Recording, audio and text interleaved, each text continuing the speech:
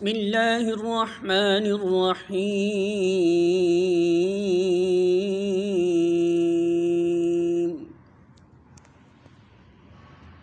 احل لکم لیلۃ الصیام الرفث الی نسائکم ہن لباس لکم وانتم لباس لہن علم اللہ انکم کنتم تختانون انفسکم فتاب علیکم وعفا عنکم فالآن باشروہن وابتغوا ما كتب اللہ لکم وَكُلُوا وَاشْرَبُوا حَتَّى يَتَبَيَّنَ لَكُمُ الْخَيْطُ الْأَبْيَضُ مِنَ الْخَيْطِ الْأَسْوَدِ مِنَ الْفَجْرِ ثُمَّ أَتِمُّوا الصِّيَامَ إِلَى اللَّيْلِ وَلَا تُبَاشِرُوهُنَّ وَأَنْتُمْ عَاكِفُونَ فِي الْمَسَاجِدِ تِلْكَ حُدُودُ اللَّهِ فَلَا تَقْرَبُوهَا كذلك يبين الله آياته للناس لعلهم يتقون۔ سورۃ البقرہ آیت نمبر 187۔ ترجمہ: تمہارے لیے روزوں کے زمانے میں راتوں کو اپنی بیویوں کے پاس جانا حلال کر دیا گیا ہے۔ وہ تمہارے لیے لباس ہیں اور تم ان کے لیے۔ اللہ کو معلوم ہو گیا کہ تم لوگ چپکے چپکے اپنے آپ سے خیانت کر رہے تھے، مگر اس نے تمہارا قصور معاف کر دیا اور تم سے درگزر فرمایا۔ اب تم اپنی بیویوں کے ساتھ شب باشی کرو اور جو لطف اللہ نے تمہارے لیے جائز کر دیا ہے اسے حاصل کرو۔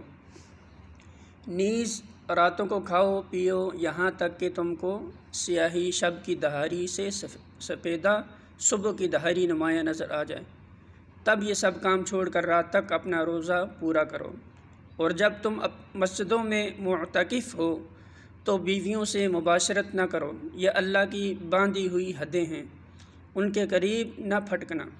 اسی طرح اللہ اپنے احکام لوگوں کے لیے بصراحت بیان کرتا ہے، توقع ہے کہ وہ غلط رویے سے بچیں گے۔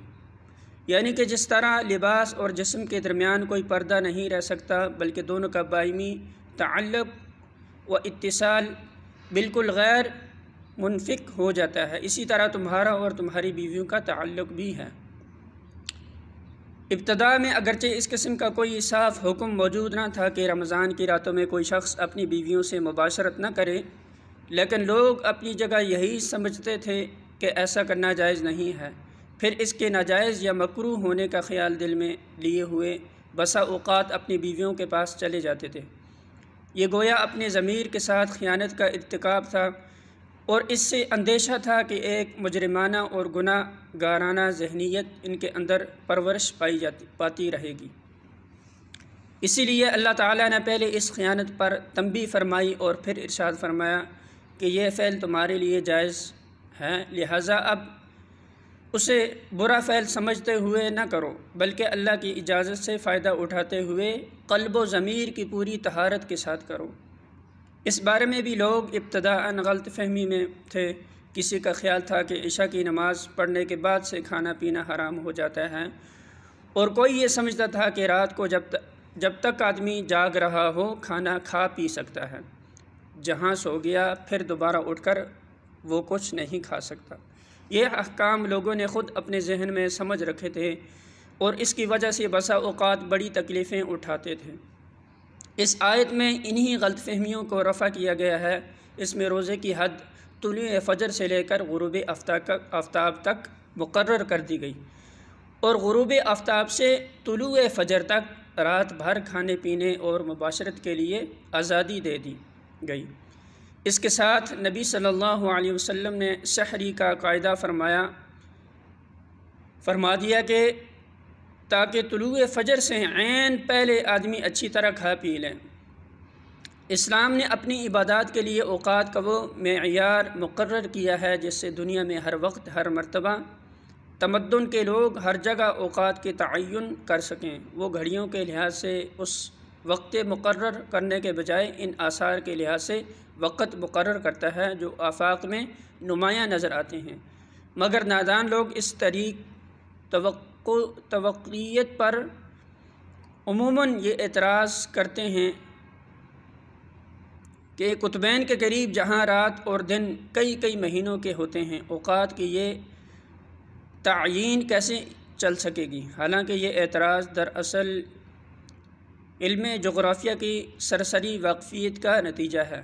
حقیقت میں نہ وہاں 6 مہینوں کی رات اس معنی میں ہوتی ہے اور نہ 6 مہینوں کا دن جس معنی میں ہم خطے استوا کے آس پاس رہنے والے لوگ دن اور رات کے لفظ بولتے ہیں، خواہ رات کا دور ہو یا دن کا۔